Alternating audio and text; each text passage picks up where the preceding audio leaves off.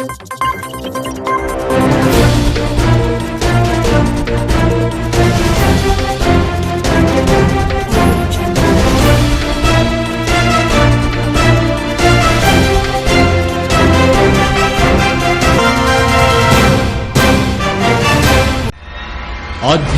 కార్యక్రమాలను, పండుగల విశేషాలను, పట్టణ గొప్పతనాలను, పాలకులు చేసే నిర్లక్ష్యాలను, ప్రమాదాలను, వాటి నిర్లక్ష్య వ్యవస్థను, భూరాబందుల దోపిడీలను, రాజకీయ నాయకుల అసమర్థతను, అధికారుల ఆగడాలను, పేదవాడు పడే బాధలను, వాస్తవాలను ప్రజల కళ్లకు కట్టినట్టు చూపించడమే మా లక్ష్యం.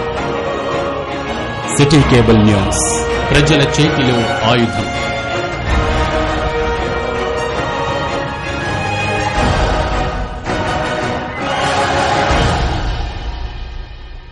Welcome to city news. నేను మీ గడ్డమణిల్. ముందుగా హెడ్లైన్స్.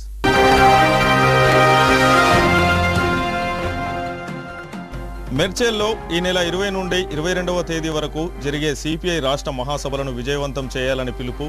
జిల్లా కార్యదర్శి రామడుగు లక్ష్మణ్.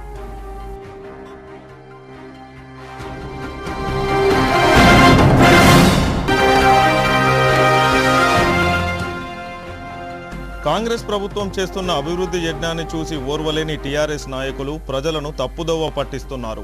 రాష్ట్ర కార్మిక శాఖ మంత్రి వివేక్ వెంకటస్వామి.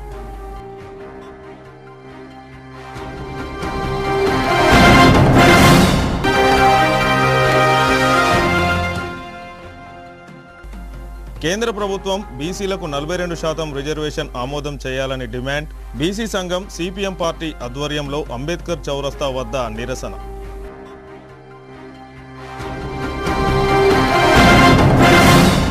మెడ్చేల్లో ఈ నెల 20 నుండి 22వ తేదీ వరకు నిర్వహించే సిపిఐ రాష్ట్ర మహాసభలను విజయవంతం చేయాలని సిపిఐ జిల్లా కార్యదర్శి రామడుగు లక్ష్మణ్ సిపిఐ కార్యాలయంలో పోస్టర్లను విడుదల చేశారు.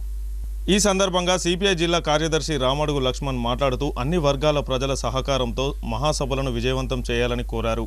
బీజేపీ బీహార్ రాష్ట్రంలో దొంగ ఓట్ల పేరుతో ఒరిజినల్ ఓటర్లను ఏరివేస్తుందని, దాన్ని విరమించుకోవాలని, బీజేపీ ప్రభుత్వం చేస్తున్న దొంగ ఓట్ల రాజకీయ చరిత్ర ప్రజలందరూ తెలుసుకున్నారని అన్నారు. ఈ కార్యక్రమంలో సిపిఐ జిల్లా కార్యవర్గ సభ్యులు మేకల దాసు, రేగుంట చంద్రశేఖర్, జోగుల మల్లయ్య, ఇప్పకాయల లింగయ్య, ముసిగే సమ్మయ్య, మిరియాల రాజేశ్వరరావు, కోట కిషన్ రావు, దుర్గరాజు, దేవి పోచన్న, మొగిలి లక్ష్మణ్, సాంబయ్య తదితరులు పాల్గొన్నారు.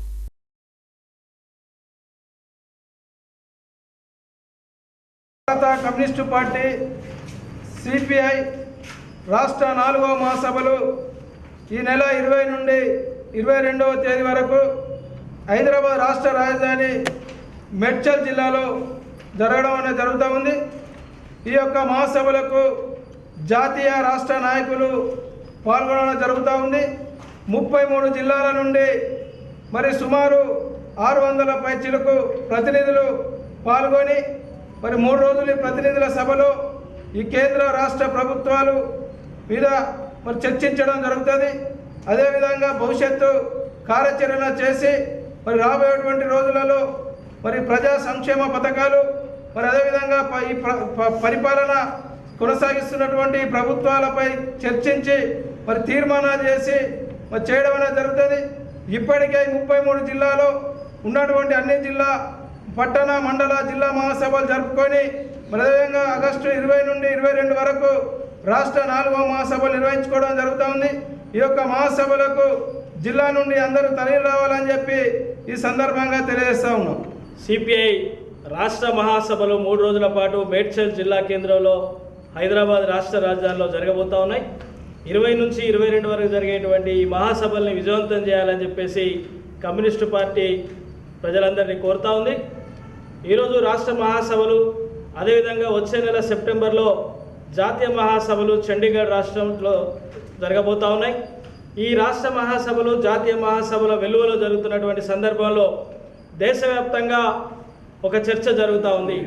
ఇలా అధికారంలో ఉన్న నరేంద్ర మోడీ బీజేపీ ప్రభుత్వం మతత్వ రాజకీయాలతోటి అధికారంలోకి వచ్చి అదేవిధంగా దొంగ ఓట్లతోటి ఇలా అధికారంలోకి వచ్చిందని చెప్పేసి ఇవాళ ప్రతిపక్షాలు మాట్లాడుతూ ఉన్నాయి.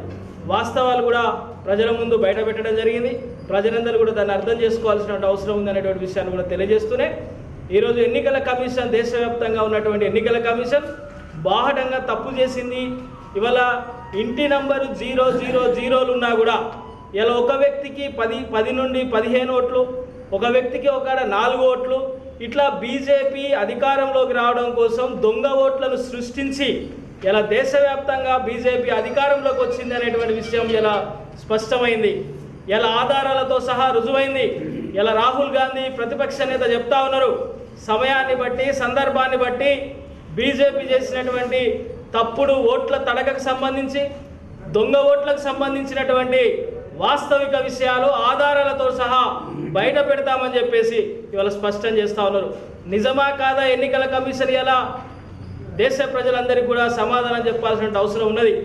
ఇట్లాంటి దుర్మార్గమైనటువంటి నీతితోటి ఇలా రెండోసారి మూడోసారి అధికారంలోకి వచ్చినటువంటి బీజేపీ పార్టీ ఇలా మతతత్వ రాజకీయాలను ప్రజల మీద రుద్దుతూ ఈ దేశంలో ఉన్నటువంటి సహజ సంపదలు, ప్రభుత్వ రంగ పరిశ్రమలు, ఆదాయాలన్నింటినీ కూడా ఈ దేశానికి ఆయనకు అధికారంలోకి తీసుకొచ్చేటువంటి కార్పొరేట్ శక్తులకు ఇలా మొత్తం దేశ సంపదను తాకట్టు పెడతా ఉన్నారు. నిజమే కదా, ఎవడబ్బ సొమ్ము ఇలా దొంగ ఓట్లతోటి నరేంద్ర మోడీ బీజేపీ అధికారంలోకి వచ్చింది అనేటువంటిది స్పష్టమైంది. వెంటనే బీజేపీ ప్రభుత్వాన్ని బర్తరఫ్ చేయాలని చెప్పేసి దేశవ్యాప్తంగా ఈరోజు డిమాండ్ వస్తూ ఉన్నది. రాహుల్ గాంధీ ఇచ్చేటువంటి దాన్ని ఇలా ఆధారాలతో ఉన్నాయి అనేటువంటి దాన్ని కూడా పరిగణలోకి తీసుకొని ఎన్నికల కమిషన్ కూడా దేశవ్యాప్తంగా ఇలా ప్రజలందరికీ కూడా సమాధానం చెప్పాలని బీజేపీ ప్రభుత్వం దొంగ ఓట్లతో అధికారంలోకి వచ్చిందని ఈ సందర్భంగా తెలియజేస్తాం. కేంద్ర ప్రభుత్వం బీసీలకు 42% రిజర్వేషన్లకు ఆమోదం తెలపాలని డిమాండ్ చేస్తూ మంచిర్యాల జిల్లా కేంద్రంలోని అంబేద్కర్ విగ్రహం ముందు సిపిఎం ధర్నా చేపట్టి నిరసన వ్యక్తం చేశారు. ఈ సందర్భంగా సిపిఎం నాయకులు మాట్లాడుతూ తెలంగాణ ప్రభుత్వం చేసిన బీసీ రిజర్వేషన్ బిల్లును ఆమోదించకుండా కేంద్ర ప్రభుత్వం రాష్ట్రపతి చేయకుండా చేస్తున్నారని, బిల్లులను ఆమోదం పొందే వరకు తమ పోరాటం ఆగదని అన్నారు. ఇప్పటికైనా కేంద్ర ప్రభుత్వం బీసీలకు రిజర్వేషన్లు కల్పించే విధంగా చర్యలు చేపట్టాలని డిమాండ్ చేశారు. ఈ కార్యక్రమంలో సిపిఎం నాయకులు సంఖ్య రవి, దుంపాల రంజిత్, రాజన్న, బీసీ సంఘాల నాయకులు తదితరులు పాల్గొన్నారు.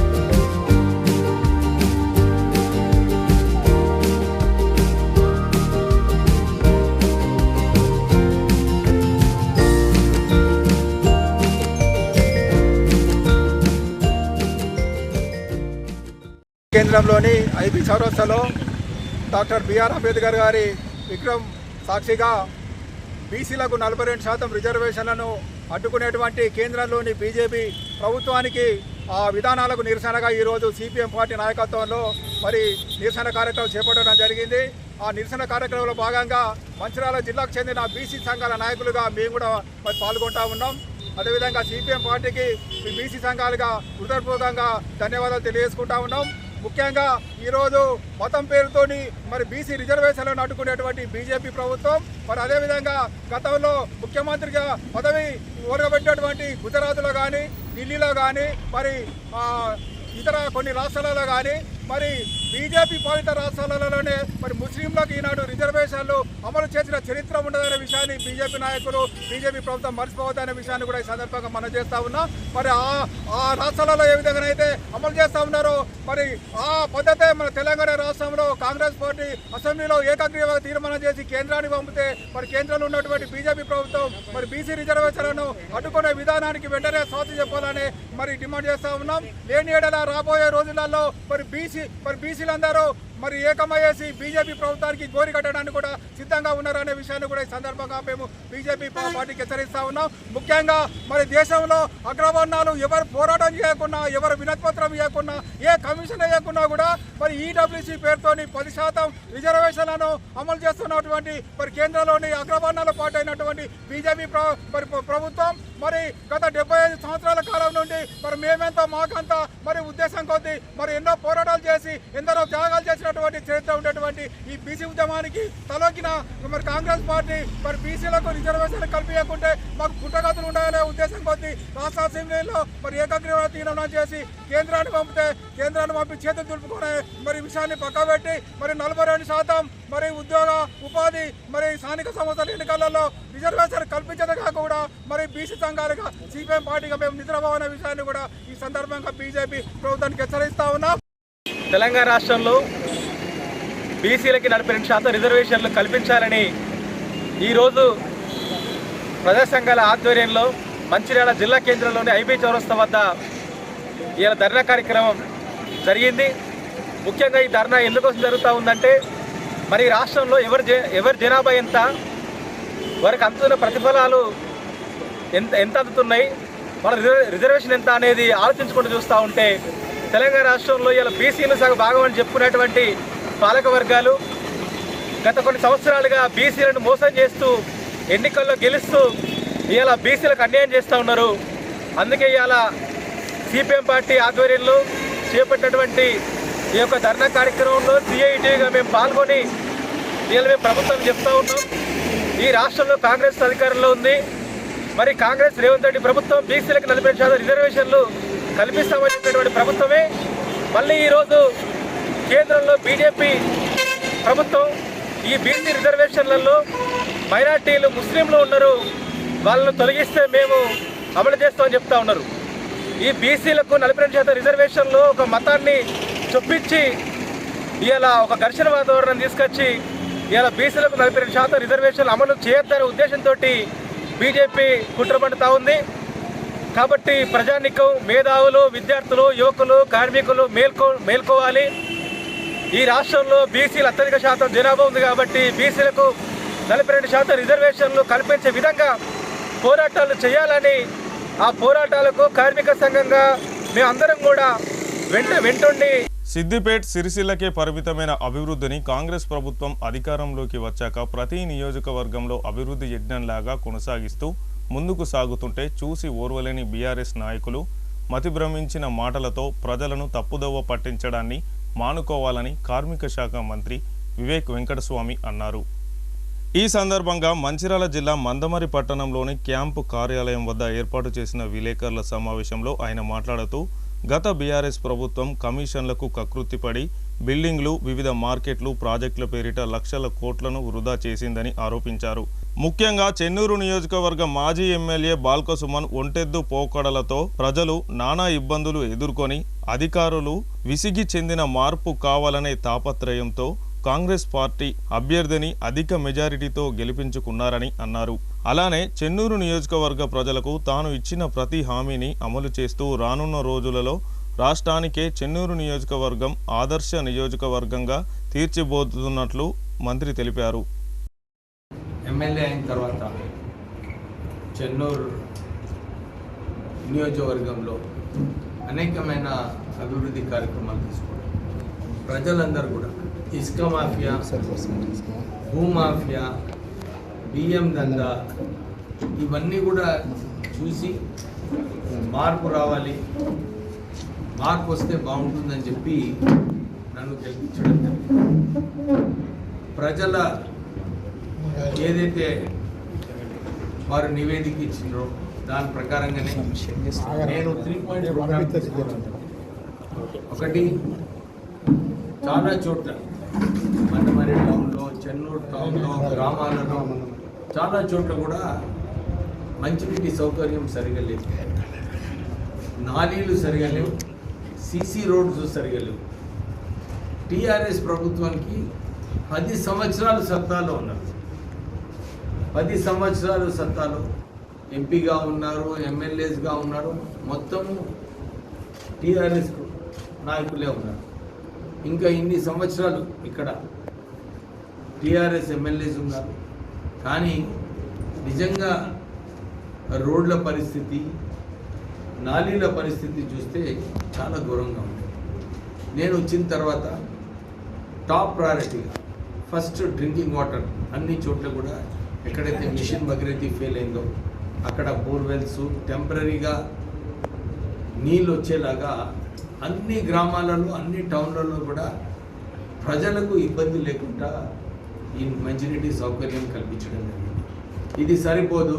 ఫ్యూచర్ ప్లానింగ్లో ఏముండాలంటే అమృత్ స్కీమ్ కింద 100 కోట్ల రూపాయలు కూడా శాంక్షన్ కావడం జరిగింది.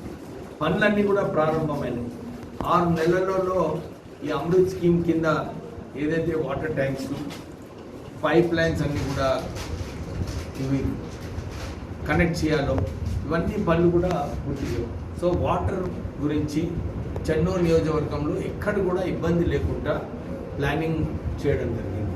తర్వాత మొన్న చెన్నూరు టౌన్లో బతుకమ్మ వాగు దగ్గర సార్ ఈ నీళ్లు సరిపోవేమో అని చెప్పి నేను వారికి గోదావరి నుంచి 43 కోట్ల ఒక ప్రపోజల్ కూడా ఆల్రెడీ మున్సిపల్ కమిషనర్ గారు ప్రపోజ్ చేశారు.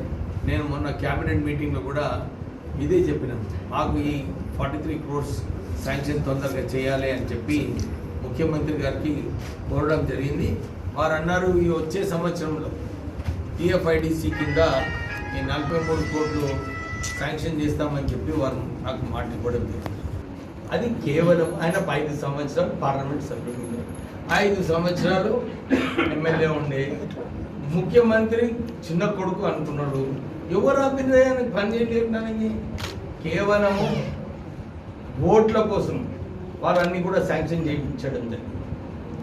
నిధులు ఏం లేకుండే ఓట్ల కోసం శాంక్షన్ చేసి ఓట్లు వేయించుకుందామని గెలుద్దామని చెప్పి ఆయన ప్రయత్నం చేసింది. కానీ ప్రజలందరికీ కూడా తెలుసు నీతి నిజాయితీ ఎవరికి ఉంది.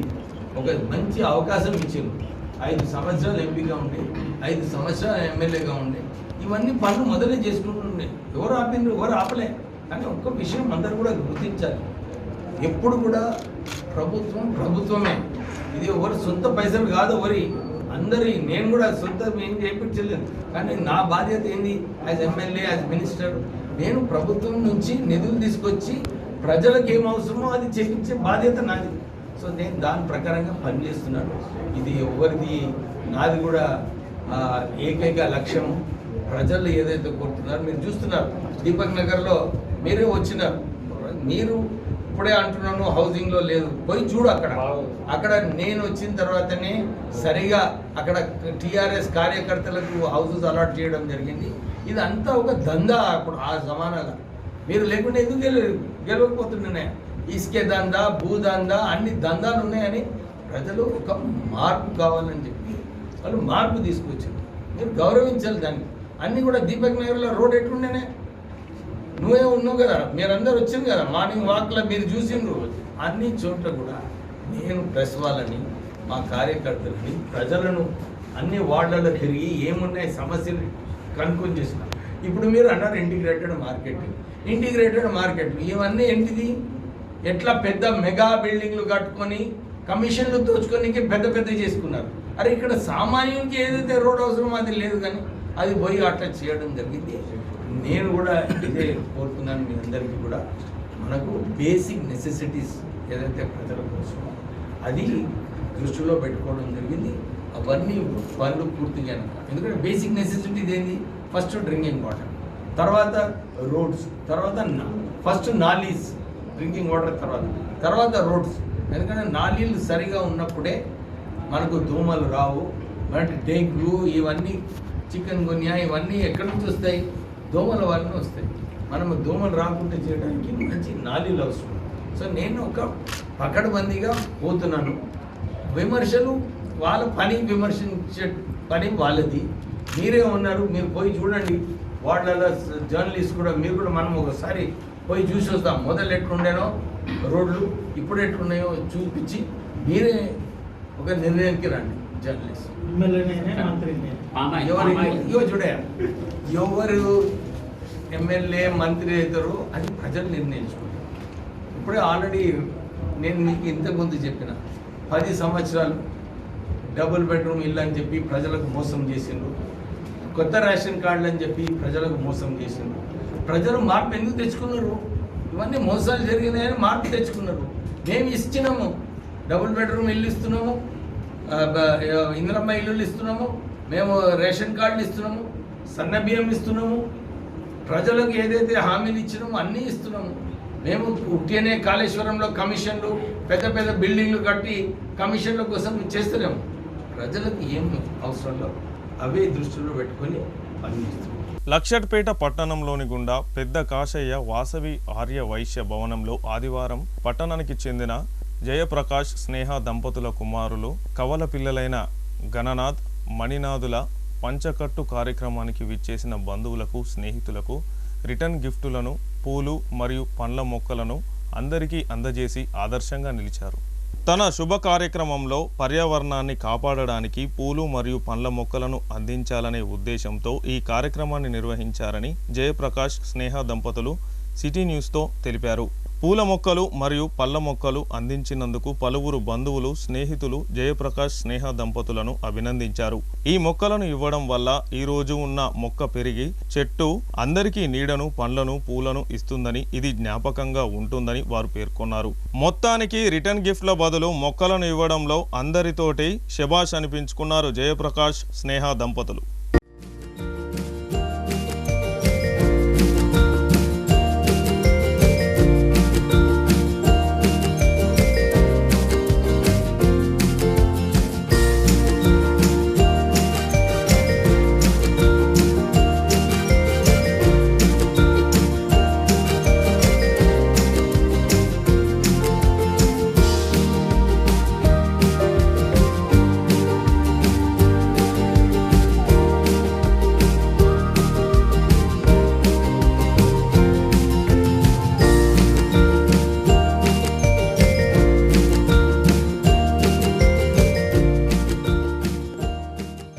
జై శ్రీరామ్. ఈరోజు లక్షటిపేట వైశ్య భవన్లో జయప్రకాష్ స్నేహ వాళ్ళ పిల్లలిద్దరు, కమల పిల్లలిద్దరి పంచకట్టు ప్రోగ్రాం జరుగుతుంది. వీళ్ళ ప్రోగ్రాంకి రాగానే ఇక్కడ ఏంటక్క ఈ చెట్లు అనగానే తను ఇవి రిటర్న్ గిఫ్ట్స్ ఇస్తున్నాం రా అండి. నాకు అది చూడంగానే చాలా అతిశయోక్తి అనిపించింది.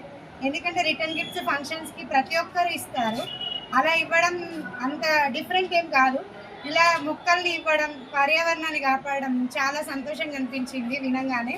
ప్రతి ఒక్కరు వీళ్ళని ఆదర్శంగా తీసుకొని రిటర్న్ గిఫ్ట్స్ అందరికీ యూజ్ అయ్యేలాగా ఇద్దామని అందరూ ఆలోచిస్తున్నారు, కానీ అవి తీసుకెళ్ళి పక్కన పెడుతున్నారు. అలా కాకుండా ఇలా ఇస్తే మనం వెళ్ళి నాటగానే అది పెరిగి పెద్దయిన ప్రతిసారి ఆ మొక్క చూసిన ప్రతిసారి పిల్లలు గుర్తొస్తారు మనకి.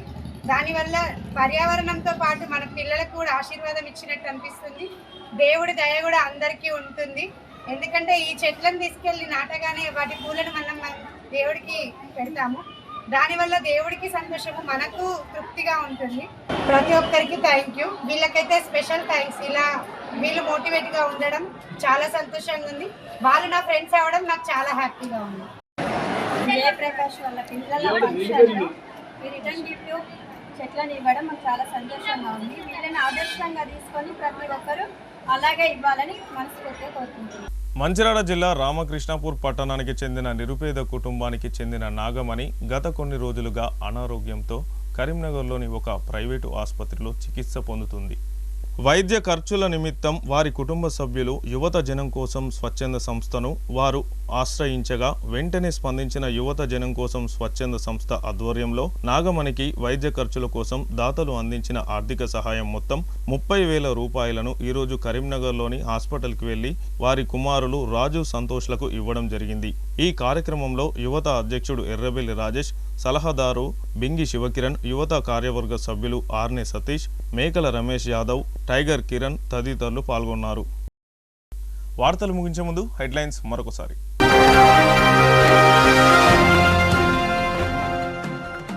మెర్చేల్లో ఈ నెల 20 నుండి 22వ తేదీ వరకు జరిగే సిపిఐ రాష్ట్ర మహాసభలను విజయవంతం చేయాలని పిలుపు జిల్లా కార్యదర్శి రామడుగు లక్ష్మణ్.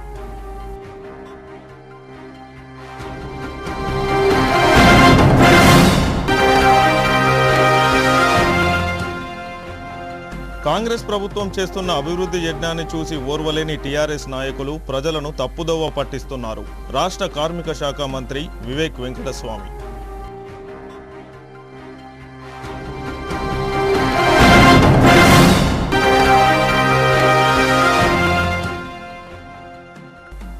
కేంద్ర ప్రభుత్వం బీసీలకు 42% రిజర్వేషన్ ఆమోదం చేయాలని డిమాండ్. బీసీ సంఘం సిపిఎం పార్టీ ఆధ్వర్యంలో అంబేద్కర్ చౌరస్తా వద్ద నిరసన.